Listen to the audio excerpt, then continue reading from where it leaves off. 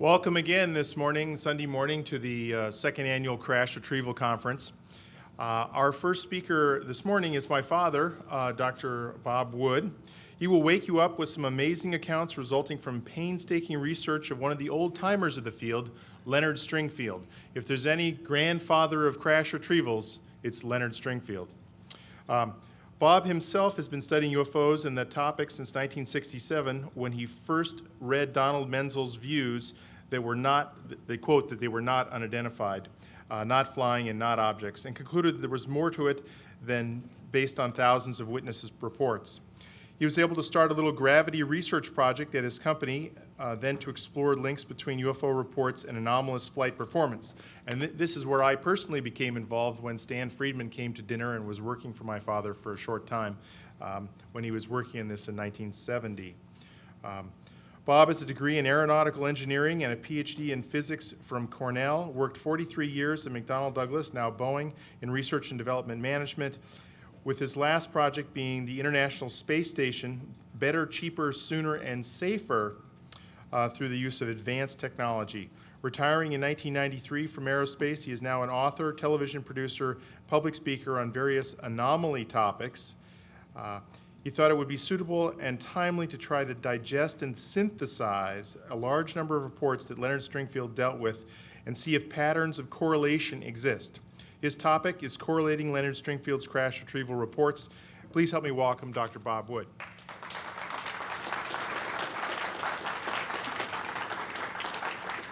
Thanks, Ryan. Our justice system depends on witnesses. The skeptics sometimes say, well, you don't need witnesses. You got retinal scans, you got fingerprints, you got DNA, but that's not true. You always have a witness come back who knows those subjects and tell the jury or the court why they work. So fundamentally, everything depends on witnesses. And Leonard Stringfield knew this so well at the beginning when he started to introduce witnesses.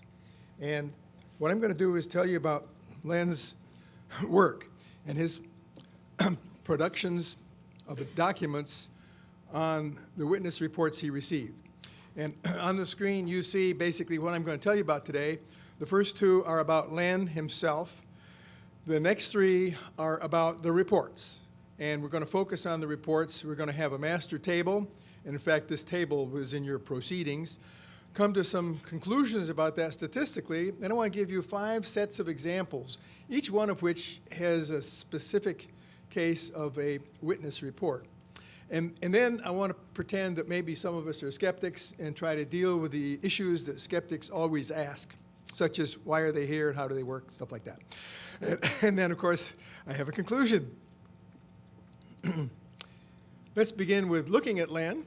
I met Len about 1990 at a MUFON conference for the first time, and I'll tell you later about that first conversation with him. But he was a very pleasant fellow. Kind of closed-mouthed. That was one of the things that he had as his expertise. He rarely told anybody anything about what was told to him. He was born in 1920. He's about 8 years older than I am. If he were alive today, he'd be 84. He graduated from college, but before that, he graduated from high school. And when he was in high school, they called him Webster. And the reason for that was because he memorized the entire dictionary. And that's amazing, but that's what I hear is true. And then he went on to graduate from college, and of course, getting out in 1939, it was perfect timing for him to join the Air Force. So he joined the Air Force and became a journalist and an intelligence officer there. And on duty during Iwo Jima, he saw 2 Foo Fighters during an airplane flight, and that was an event that changed his perception on the entire subject in 1945 or so, I think. Then when he got out of the Air Force, he joined Dubois Chemical, and he almost single-handedly created their art department. And they liked him so much, they made him director of PR and marketing, so he had that career with Dubois Chemical for 31 years. In about 1953, he got involved publicly with UFOs, and in fact, he created a system whereby he had some call letters, Foxtrot Kilo 30 Blue, and when he heard of a report from say a witness, somebody called in, said there was a UFO over here, he would tell the Air Force and give them that code name, and they would turn the radars on to see whether or not there was a UFO. And if there was, and they would send up fighters sometime, and then it became classified. And they didn't tell him anything more. But he may be, they paid his phone bill. And so he may be the first example of a civilian who actually got paid by the Air Force for studying UFOs. Anyway, he learned so much about what was really going on because of the feedbacks, you know, and he could hear the fighter planes taking off, that he wrote this first book called Inside Saucer Post 30 Blue in 1955, summarizing, you know, what I just kind of told you, but with a lot of detail. And then for the next 20 years, he basically was involved deeply in UFOs. He joined NICAP, National Institution Committee on Aerial Phenomena, and I think was on their board of directors there. So he was a powerhouse, and in 1977, he published a second book, and in that book, he had some information about a crash retrieval. And the response to that second book caused lots of people to tell him that they had their own crash retrieval reports. And so he started to become a repository for crash retrievals. And in 1978, I think, was the first one, he presented at the MUFON annual conference the first of his 7 status reports on crash retrievals. He called them crash/retrieval because it was either a crash or a retrieval, could be both.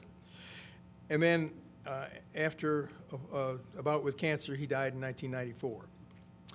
These are the 7 crash retrieval titles and the dates of each one. And one of the things that I especially liked about his creativity was his ability to pick a title that captured your imagination. Like this first one, Retrievals of the Third Kind, of course, emulating the famous classification system of Heineken. And then going on down is the cover-up lid lifting, and the inner sanctum, and then finally his last one, search for proof in a hall of mirrors. And the more I get into this business, I feel that's really an apt description of how obtuse and difficult this whole subject is. All right, so that's Len, and the reports that he wrote, I have included 80 of those reports here, and now is the time for me to mention that I've been fortunate to have the services of Nick Redfern in helping to digest these, assimilate them, and to some extent catalog them. So I appreciate that, Nick. And what I did from Nick's good input then was to make a table attempting to summarize what Len had in these 7 reports. But it turned out that as this event approached, that I began to find that there were reports that maybe were not included in this database for a couple of reasons. Number one, Len had some publications in the MUFON Journal that were different and over and above the reports that had been here in the 7 status reports. And number two, there are 6 specific reports that were not included in this list because they didn't come from interviews. They came from written reports that came from Tim Cooper. And even though they were interviews by Tim, not by Len. So there are a couple of reasons why you should not walk away and say this is a master table of everything that Len did. Furthermore, you shouldn't walk away thinking this is a master table of all the crashes in the world, because that's another subject. You have to take the other crashes that you've been hearing about yesterday and today, and the crashes, of course, we don't know about. But just for example, the 1942 crash that was alluded to by Linda Moulton Howell yesterday had 2 crashes reported in that George Marshall to FDR letter. Okay, now for each entry, there are 11 columns, and here are the 11 columns. The columns are basically a report number, and this is my own system. I started with number 1 and wound up with number 80. They have the year of the event. Now, it's not the year of the report, the year of the interview, but the year that the person was saying this is what happened to me when. And then the location of the country, and then 5 questions that I tried to answer yes or no. Was there an alien reported in in the report? Was there a vehicle reported? That is a flying saucer. Was there a retrieval team discussed or mentioned or in place? Was there more confirmation? Were there other sources you could go to? And this is one thing that kind of leaped out as is that the culture and understanding of the community is that when Len Stringfield died, all his sources, information, follow-up died with him. And that turns out to be almost totally false. 80%, as I'll show you in a moment, 80% of these cases have another name, because typically what happened is somebody would call up Len and say, hey, I'd talked to somebody who has a crash retrieval report. And so then he would interview them. So those names exist, and we know 80% of them. So we can go follow up, given a little more money, energy, and time.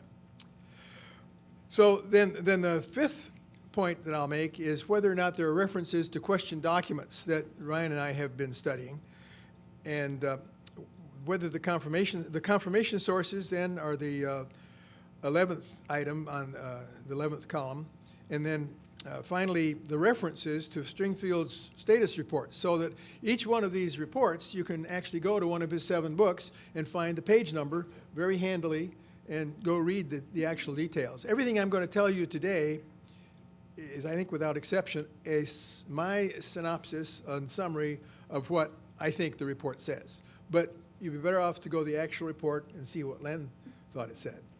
And then those highlights are there in this table. Those highlights really are typically one short phrase. So now let's look and see what we can conclude by statistical evaluation of these 80 reports. As I told you, 79% of them have checkable sources, and that's beautiful. 71% of them report UFO craft. 2/3 of them report aliens, one way or the other, sometimes dead, sometimes alive. 44% of them report or imply retrieval operations, and then more than 10% allude to one way or directly to question documents. There are some correlations that exist between these reports, and I'll talk about those in a minute. Now, if you want to take those percentages from the previous slide and talk about numbers, actually 53 reports talk about aliens, 57 with craft, 35 reports in recovery teams, and 63 reports with one or more backup sources. So immediately you're in the mode to believe that there's quite a large number of reports, maybe dozens, and we'll come to that later. What is the total number of reports that you could conclude of crashes? As I said, there was some duplication. For example, report number 6 and report number 7. Report 6 is an in-depth conversation that Nick Redfern actually did with Mia Adams, a researcher who in turn had interviewed in detail Einstein's secretary. And Einstein's secretary reported that she and Einstein were both sent to the desert in 1947, perhaps in May, correlating with Linda Moulton Howe's May 29th event, if I remember correctly. And so that report would conflict in a way or augment other Roswell cases. So you may have just really one crash involved or just one series of crashes in those 2 reports. Similarly, Reports 9 had talked about news on TV about a Mexico crash, and then there was a Mexico crash. 35, 36, and 37 were all 1962 reports from different people who reported a disc in a hangar. Well, it may have been the same hangar, it may have been the same disc, may not. You don't necessarily know. And then finally, reports 59 and 60 were both photographers who were at Wright-Patterson photographing aliens. So that redundancy needs to be taken out by additional interviews. Now I'm going to tell you about 5 sets of comments, each one of the 5 different columns that are in the table. I'll give you 3 examples of each of these. The first set has to do with unusual reports from aliens. And looking at the first one, what happened was that, and this is report 34, I don't remember the exact date, but I think it was like in the 60s. This French professor Weiss, whose name was actually very hard to come by for a while. But he had been asked to come to the United States to lecture on a subject. It was basically a biologist and knew about genetics and that sort of thing. So in that era. And he was asked to lecture at a university. Well, after his lecture, somebody came up to him and said, hey, we'd like to have you look at some stuff, and we've got an airplane ready for you. So they put this French guy, on an Air Force airplane and flew him to Wright-Patterson. And when he got to Wright-Patterson, he was taken underground to a room and met with a couple of other biologists, and they said, we have this specimen that we'd like you to analyze to measure the histonic weight. Well, now, for those of you who don't know, which included me before I had this exposure, the histonic weight measures the weight of the histone. And histones are basically proteins that have a linkage to DNA molecules. And so they were asking to measure something having to do with DNA. So he made the measurement, and his first reaction was, this can't be. He said, where'd you get this? And let's do it again. So they did it again, and he got the same anomalous result. And so he then became insistent, kind of with these assistants that he had been given, and said, tell me where you got this specimen. And so they said, okay. So they went to another room, and there in this other room, I think they were in drawers, he saw two corpses that were tall, 6'3", as I recall. No, 7'3", tall. They'd been mutilated as if they were in an accident. They had long blonde hair. They had an Asiatic look with an upward slant in their eyes. And interestingly enough, they looked like twins.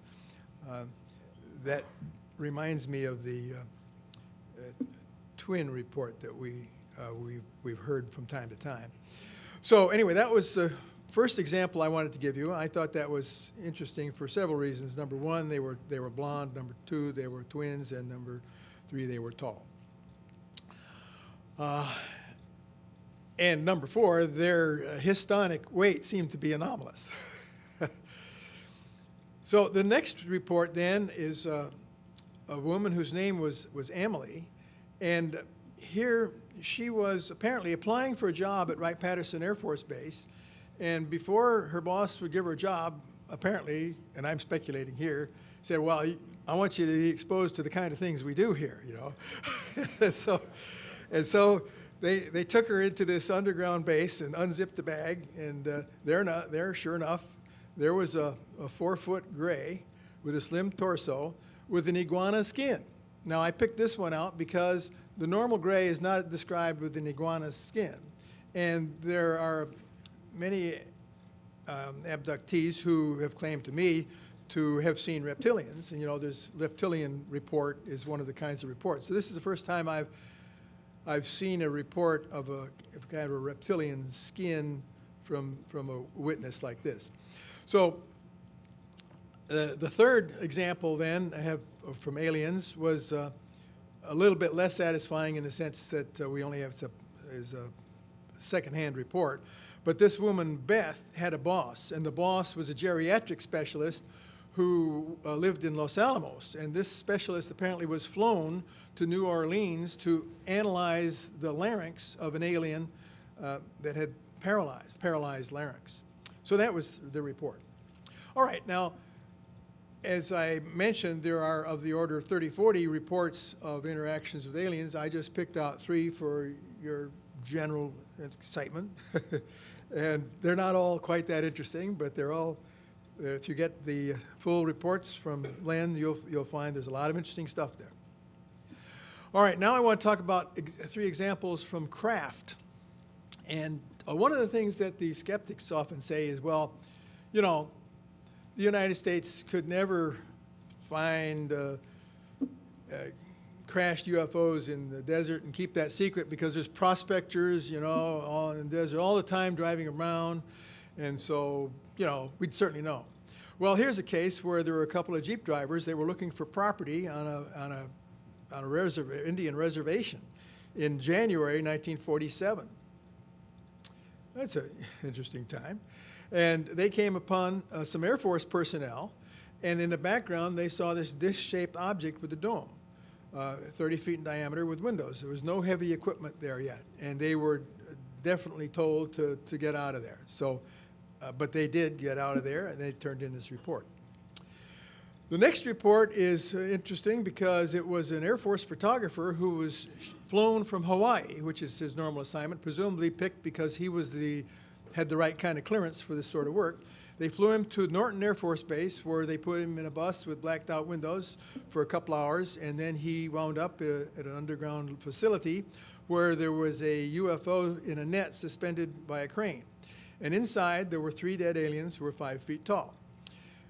And the thing that made it remarkable to me is that this is a witness who said that when he got inside this relatively small craft, the interior was larger than the exterior. As I recall, it was like 30-foot craft, and the implication was like a 300-foot inside. Now, this is not the first time we've heard this kind of thing. I think it's possible that in one of Valet's books, I think he wrote a book called Majestic. It was allegedly fiction. Does anybody remember that?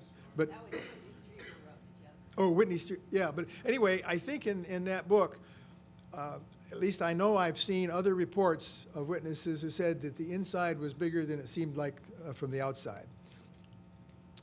The third report then came from Bruno Malone, and Bruno's report in Oregon in 1979 reported on a U.S. Marine Corps security guard who was involved in a crash retrieval accident where the object had made some deep ruts. And when he got there, the object was had been placed in a large flat semi-trailer with a tarp over it, so he didn't see that. But his job was to help load crates, which had already been pre-packaged in accordance with no doubt, in accordance with the Special Operations Manual, which you can buy on our desk out front, that he helped load those crates onto the helicopter. Now, there was a hunter there, and that hunter was eager to get at this retrieval operation. And this guy, the Marine in question, apparently had kind of a bit of interaction with this hunter who was furious at not being allowed to see. Well, it turns out that, I've made the point that many of these you can go back and find out who they are if you ask them. Well, and I'll show you a slide in a minute of the people that I know, a sample of them, who you could go back to, but I decided to jump the gun. So 2 days ago, I picked up the phone and I called Bruno Malone, whom I happen to know because we've had some interaction. In fact, Bruno wanted to get a complete set of the Heflin photos for his files, so arranged on that. So I asked him kind of a favor. And by the way, I said, could you tell me a little bit more about that Oregon case? And he said, well, it's been years, really, since that subject has come up. And I said, well, who else knows the name of the Marine? He said, well, only one person, that's Stan Friedman. I said, well, would you like to make it 2? He said, okay. So he gave me the name of the witness, and he gave me the name of the hunter. So as of today, I have those names. And, it's not that hard to find somebody these days with all the internet options. So we could presumably find out whether these 2 people are alive or dead and get more details about that particular crash. Okay.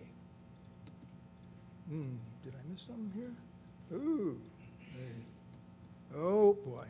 I hit the wrong button, and we're going to have to go back.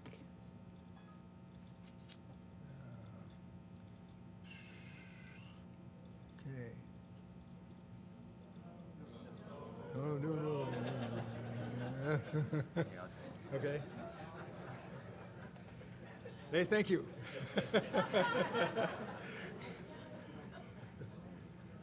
That's good. I can just go back. Yeah, okay. Good. I get it. That's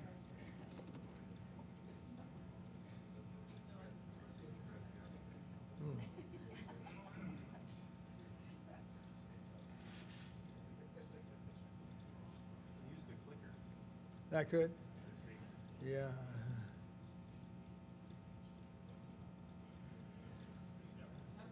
Okay. Okay. Now we come to the cases where they had recovery teams. And the first one was in Ohio, where apparently a UFO had crashed and broken the power lines. So the first person on the scene was the power repair chief. And he saw this 30-foot crater, and inside the crater there was wreckage, sort of stone-like wreckage, with a projection that was emitting an occasional beep. And by the time he finished puzzling over that, all of a sudden the military showed up in force, told him to get out of there, took everything away, cleaned up the site, bulldozed it flat. And so he was expecting to see in the papers, of course, you know, the report of this amazing event, and he saw nothing. So it was his report. It could conceivably have been merely wreckage from space, but normally I don't think our wreckage continues to emit beeps. The next report is from 1953 at Fort Polk, Louisiana, and it was interesting because all of the witnesses were in the military, and these were witnesses who were not on the team watching what was happening. And apparently they saw at some distance, they saw the crash, and then they saw the top brass and the medics taking one body out, and then they helped 3 live crew members out as though they'd been injured. And then after this event, everybody who saw this, including the reporter here, was given a debriefing and a follow-up so that they wouldn't discuss this topic. And the third example that I particularly enjoyed was the case in Chihuahua, Mexico, 1974, where there had been a crash, and as you know from the reports that you've heard so far, I mean, yesterday, I think several of the speakers alluded to recoveries in foreign countries. It's clear that we've had the capability and the desire to be able to recover a crashed flying saucer anywhere in the world. And it's particularly easy when it's close. Well, Mexico is close. So we knew that there was a crash in Mexico, and we'd sent some aerial surveillance over there to see what was going on, and we saw that the Mexicans had already got their recovery team in place. And so we were expecting to have a kind of a shootout. But when we landed, it turned out they were all dead. And some sort of a biological agent had killed them all. And the interesting thing is that this correlates exactly with what Linda Moulton Howell said yesterday was in our own 1947 report for Roswell, where we had 3 of our recovery team guys immediately dead from a strange biological problem. Now, the fourth point that I was making is that there are some easy trails to check. And here are some examples. This is not all the examples, but it's the ones that I know, kind of. The report 5 and 38, Bill Hamilton is active. And somebody told me that Bill was here. Is Bill here? Yesterday. Oh, yesterday. He was here yesterday. Well, anyway, I have a relationship with Bill. My impression is he's active, he's helpful, and he may have some notes. He might be willing to share the details on report number 5 and report number 38. Tom Dooley is a member of the MUFON International Board, and I know he knows more about the 1950 crash because I think he went to investigate it, but I think he's a skeptic. But in any case, you need to talk to both kinds. Dick Hall was a source for 3 of Len's reports, and Dick, I understand, is interested in maybe phasing out of the business in some orderly way that would be constructive. The next one is from Don Ecker, none other than Don Ecker, who is now, I guess, the research leader in UFO magazine. And he was the source for this Cambodian firefight. And I'll tell you about this one right now. And it was 1962 or something like that, I think. Anyway, it was during one of our military times. And in Cambodia, this squad came across a landed UFO. And this UFO had occupants, I think EBE type 1, which I'll show you a picture of in a minute, who were loading human body parts into containers and then wrapping them up. Well, these 2 groups got into an actual firefight where we were shooting our our conventional weapons at them, and they were shooting their unconventional weapons at us. And it turned out they didn't win, hands down. When we found out that our bullets wouldn't penetrate their silvery suits, we started shooting at their heads, and we killed 2 of them, and they in turn killed 1 of our guys. So, but it was getting to be kind of bad, and so they decided to drop off the conflict, took the body parts they had back inside together with their 2 dead guys, and took off. And after that, our squad was then interviewed with people who told them about how they were never going to discuss this subject again, and they used the code word magic as they described their own program. So this is another example of how it links to some of the question documents. But I think, that was particularly interesting because Don Ecker certainly should be in a position to tell us everything he knows about that, including the names of the witnesses. The next example is Elaine Douglas, who's an active researcher, and she was the one who reported about the Mexican bodies. Bruno Malone, story I already told you, and report number 73 came from Michael Hesseman, of course, of the alien autopsy film fame. But I believe Michael is a sincere guy and would want to get at the truth, and I would think he would be willing to share more detail on report number 73 about an East Germany crash. All right. So now the last of the 5 subjects I'm covering then with some examples is that there are 7 reports referencing the question documents. The first one is the fact that Charlotte Mann was one of the sources, and Cape Girardeau was mentioned in the White Hot document. The report number 2 talks about a description of an alien near Georgia in 1942, and that matches Special Operations Manual Type 1. And I'll show you a picture of that in just a minute. In report 6, I mentioned that Einstein had been stated to be in New Mexico probably in May of '47.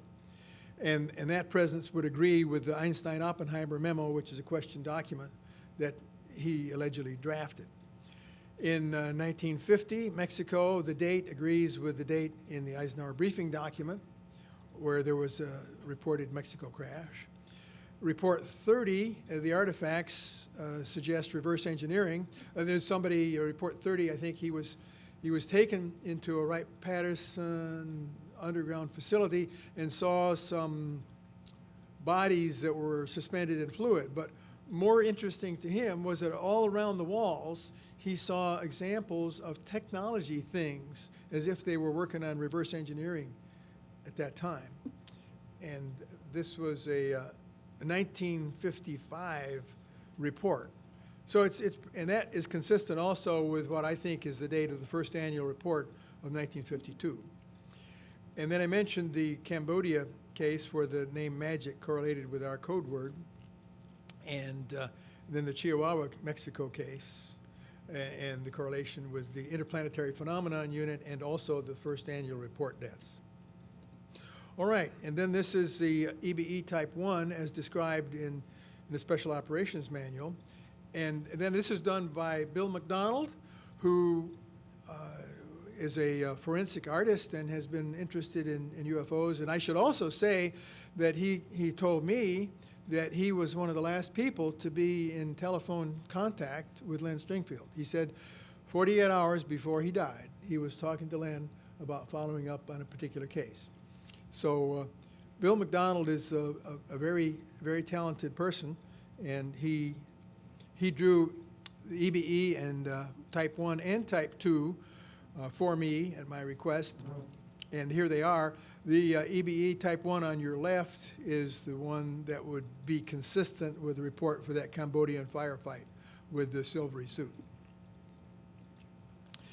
Okay, now we're going to come to the third part of my remarks today, and we're right about on schedule, I think.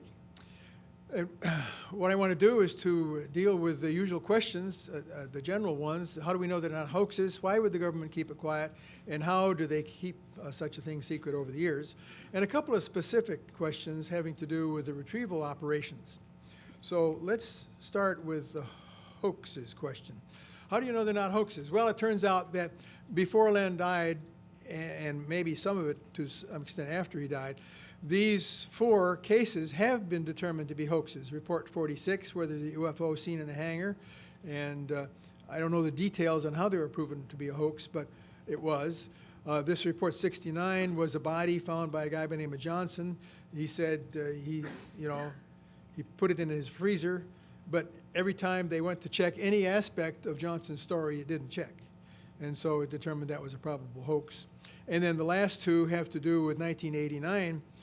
Now pretty well accepted hoaxes, the 1989 South Africa crash, which made a lot of furor in the community for a while, and the 1989 CARP Canada retrieval, conceded by most researchers to be hoaxes. So let me summarize what I think the hoaxing process is, and I meant to turn that off so that you're paying attention to me, not to the slide. And that is, they try to infiltrate the process. And let me tell you an example. You know, I worked for McDonnell Douglas for, as Brian said in the introduction, for 43 years. And during those years after the merger with McDonnell, I wound up becoming involved in some research that Mr. Mack was doing in psychic phenomena.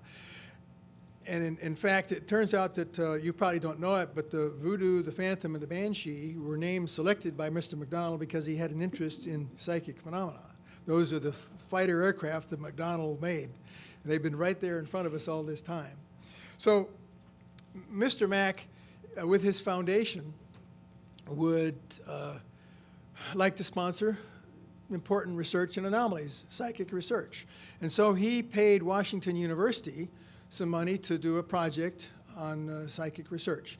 And it turned out one of the members of CSICOP, Committee for the Scientific Investigation of Claims of the Paranormal, decided that they would infiltrate this project. So they sent a subject in to volunteer. Yeah, I can be a subject. And that subject did infiltrate and was successful in deceiving the investigators about the responses. So they wrote it up as, wow, we found this really great psychic, but he was faking it all along. And so the net result was the project was canceled, and I don't think they've used Washington University now ever since to do psychic research.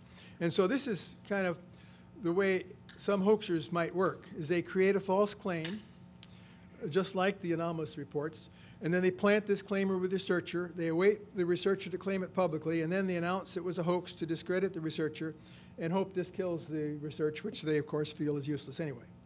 So that's the story on hoaxes. Now, the question arises, of course, well, is it possible that some of these reports were actually planted by the government as leaks? And the answer is, I suppose it's yes, but the pattern of the question documents that I have, and certainly the pattern of Len Stringfield's individual reports from specific people who had nothing ever to do with the government, just do not support that theme at all. I think for the most part, what we're hearing and seeing now, especially from Len's work, are individual leaks, no question about it. So the next part of the 3-part question is, well, why would you keep it secret? And here's 5 reasons for keeping it secret. If you imagine the first one was Cape Girardeau, Missouri in 1941, you remember that we were at war almost with the Nazis. And certainly if you take the LA air raid time, March 1942, February 1942, we were at war with the Nazis. And so there'd be absolutely no motivation for our announcing publicly anything. And if you announce anything to the public, that was the same thing as announcing it to our enemies, because they had spies everywhere. The second point is that this was only a couple, 3 years after the Orson Welles broadcasts of The War of the Worlds, where it was felt by many people that the public would panic if they found out that the aliens were here. And I think that's true. That's false. And in fact, I don't think there really was an important panic. If you read some of the books that researched that results of that, it turns out that 2 people died, one because he had a heart attack, and the other because he ran a red light. But you know, you'd think that there were thousands of people who amazingly running around in a panic mode, and that really wasn't the case at all. Most of the people had heard the preamble to this broadcast that said, you know, this is all fiction. But nevertheless, the reality of our management's and our government's fear of panic, I think, was very real. The third point is the apprehension about the impact on religion, and I think that, you know, I don't think the government understands religion. I don't think a lot of people don't understand religion either. And in fact, there's so many different religions that you really don't know what the impact would be. So I think this is really a big question mark. Everybody in this room has a different view of their religion. And some people probably feel that the subject of aliens on other planets is very important to their religion, and other people feel it's not important at all, that God would welcome and love all living creatures. So, but I think the government felt an apprehension, and I don't think there's any doubt about that. Whether that was wise or not is another thing. Then, you know, you also heard people talk about, I think it was Grant Cameron say that somebody said bullets are cheap. And that means that there were lots of murders. Later on, I think we'll hear from Ryan about potential murders. So there have been illegal acts. Even the leaker to Tim Cooper, one of my sources, in his cover letter said, I've done many bad things in my life, you know, and I'm ashamed of. And I think some of these things are unconstitutional. And I'd like to have just a little aside here and say that I believe, perhaps unlike some of the people in the room, I believe that we do have a right to perform secret constitutional tests in a remote location, for example, in Area 51. I don't think there's anything wrong with doing that as long as they're constitutional.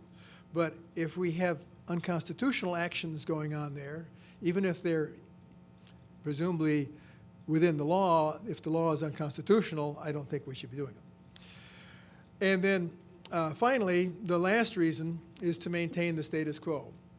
It's and when I say the power status quo, I mean 2 aspects of power. That is the power to be in charge, which of course is what leaders in every category, government and industry, they like to be in charge. And power in the other sense, and power in terms of the fact that our society is dependent upon gasoline. And so either one of those, I think, or either interpretation of maintaining the power status quo is enough reason to make sure you want to still keep it secret.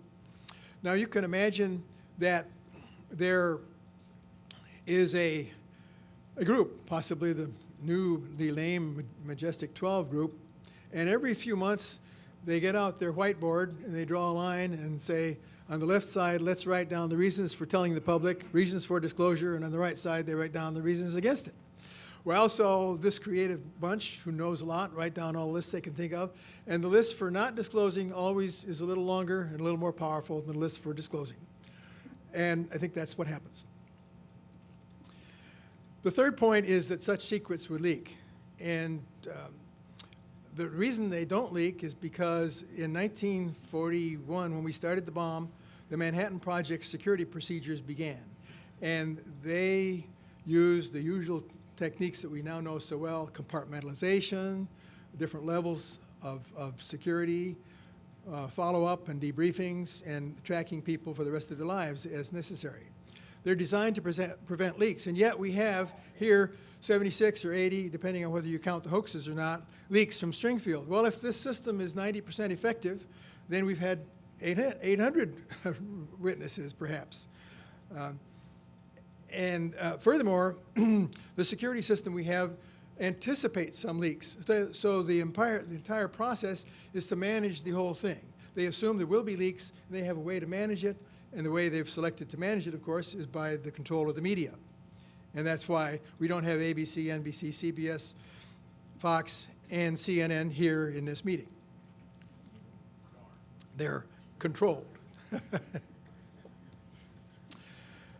Now, actually, some secrets are kept. Whenever you hear the word conspiracy, the skeptic always says conspiracy theory. Well, I'm going to give you 4 conspiracies that are not theories. These are conspiracy facts. The first one was, in fact, I think Stan Friedman said it more eloquently than I could.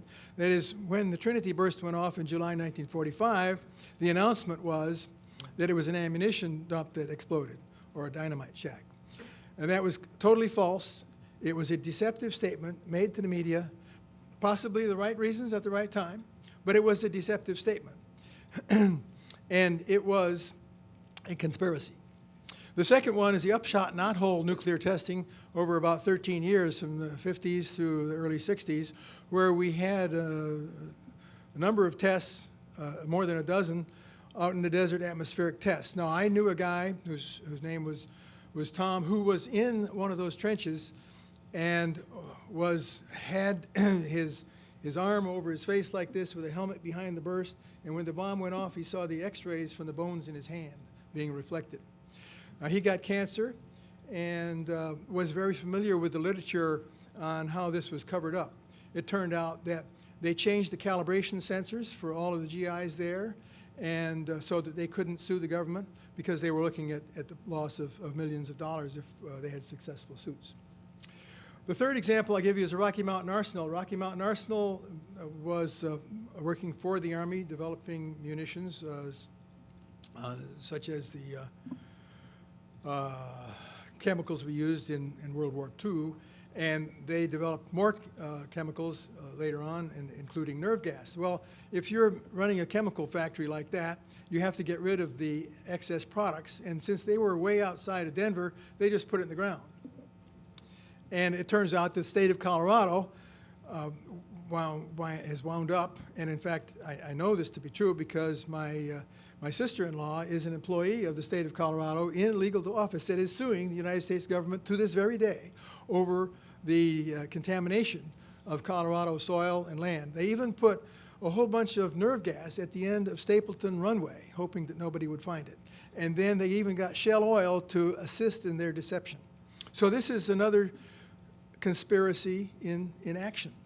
And then finally, I'll bet you there's nobody in this room who truly feels that Lee Harvey Oswald was the lone assassin of JFK. And if they do, you'd have to ask answer the question of why did they keep the proceedings of the commission secret for 75 years. Okay. Now the crash retrieval procedures I mentioned have been an issue. Some people say, well, how could you have been that organized to have these crack teams come in so smoothly and effectively? And the answer turns out to be in the Special Operations Manual, which was received by Don Berliner in A Roll of Undeveloped Film in 1994. He'd written an article, given a presentation at a MUFON conference in the late 80s. And basically, he described the way it really works. You have the right people, you got the right security people there, packaging procedures, you control the aliens separately, that's a special effort, and then you debrief the personnel involved. Now there is a subject that has not been dealt with, and that is a fellow by the name of George Early, who I think he works for UFO Magazine as a regular contributor. Is UFO Magazine in the room now? Right now? No. Well, anyway, George, I believe, is a contributor there. And one of the things that George did is say, hey, this is a lot of baloney. We couldn't have been recovering these craft and shipping them around. He says, the reason I know that is because I have a job of shipping windmills. He says, I ship for windmill manufacturers. And I know how hard that is. If you got a 100-foot blade, you have to work for months with the various states to find out which ones have the largest overpasses and which ones have their telephone poles far enough apart. And you have to go with special trucks that cut the poles down and build them back up again. And so they're very complex.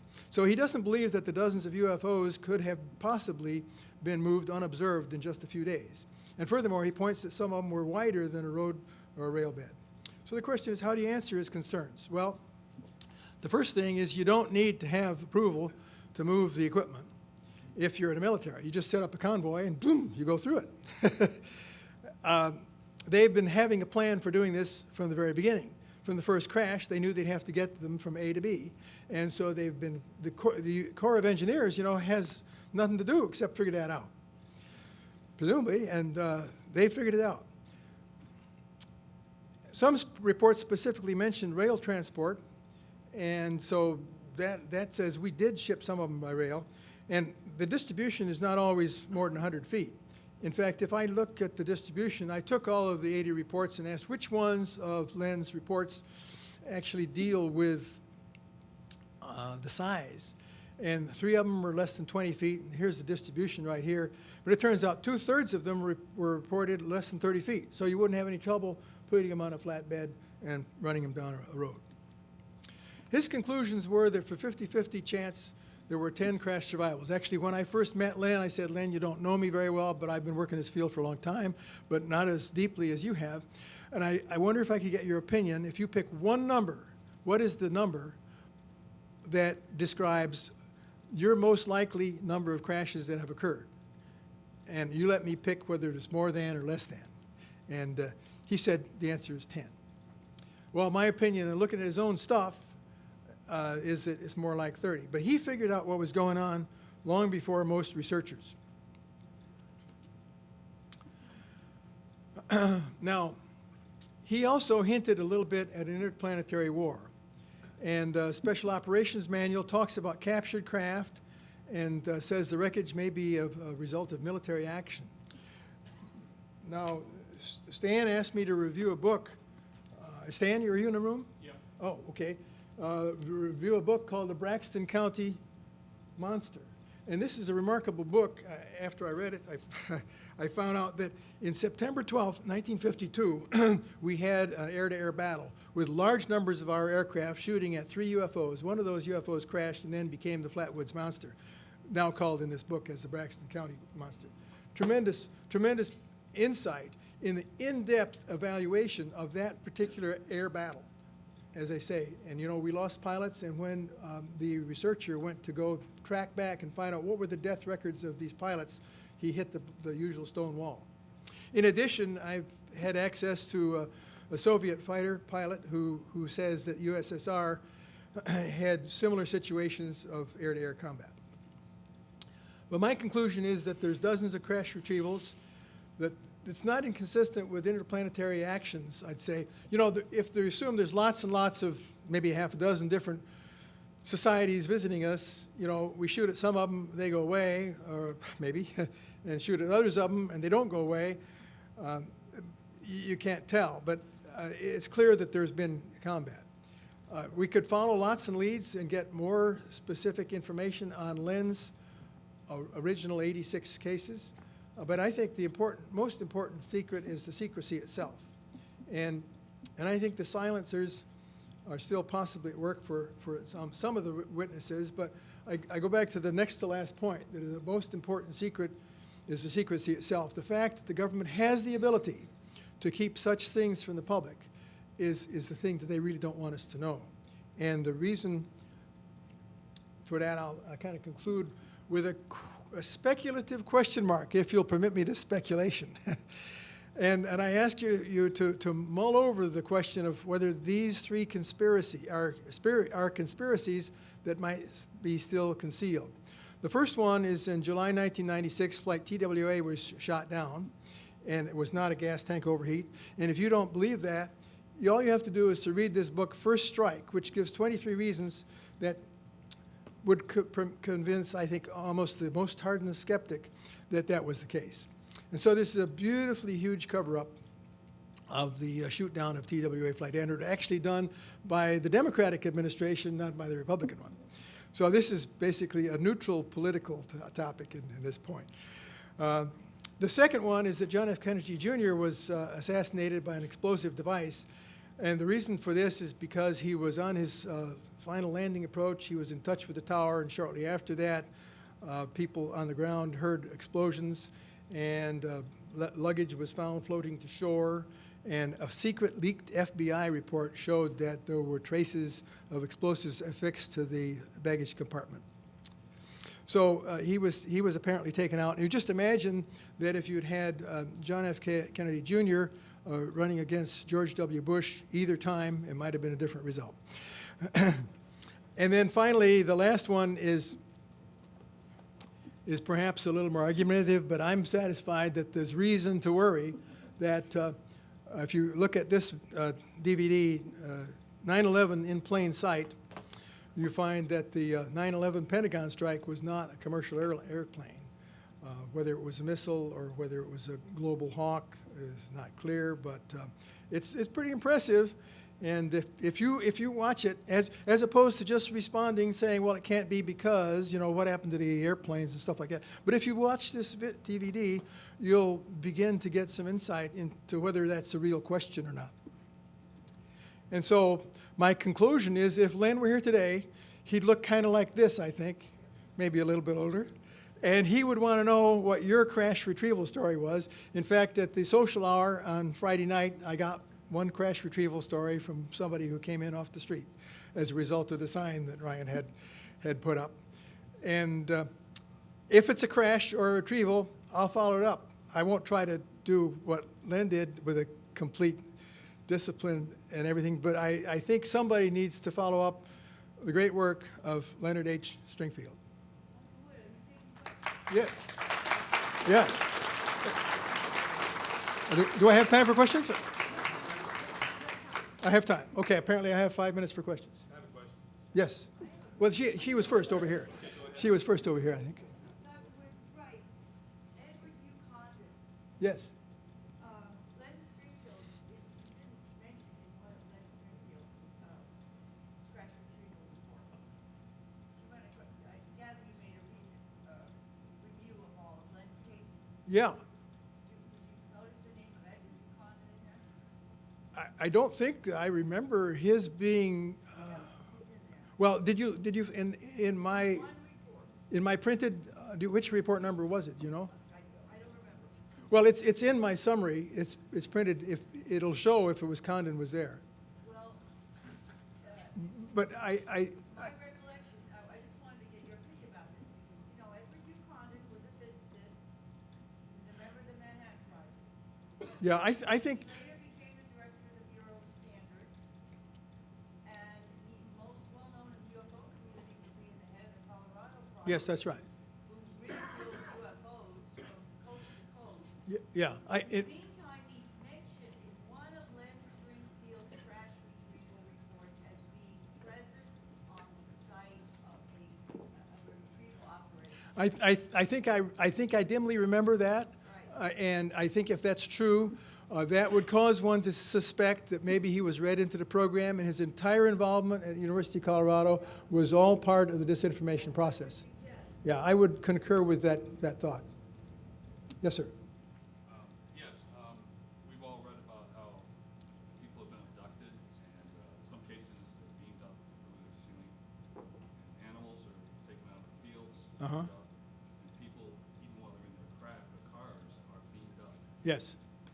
How would you explain, and I'm not asking this as a skeptic, because I'm really puzzled about it.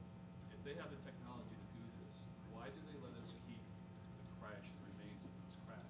Why don't they just come and collect it? The question is if they have the technology to beam us up through solid surfaces, why don't they collect their craft, and why do they let us recover them? My answer to that question would be that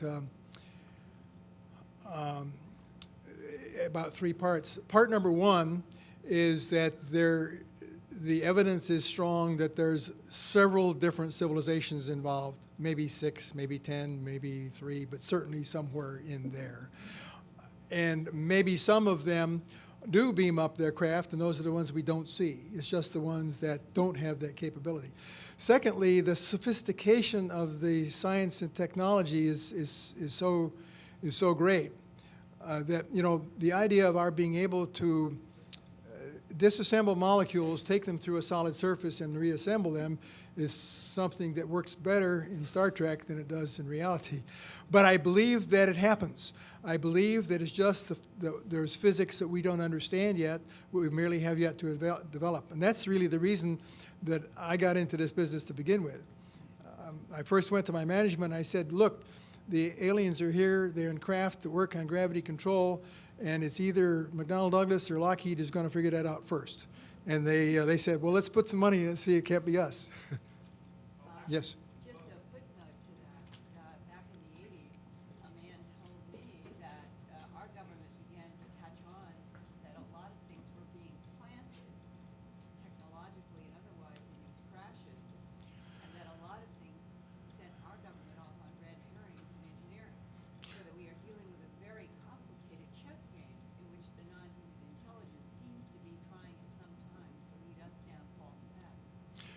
Yeah, the question is, could the aliens themselves be involved in disinformation as well as our people? And I think the answer, in planting some false stuff, yeah, there's some evidence that that might be true. Thank you very much.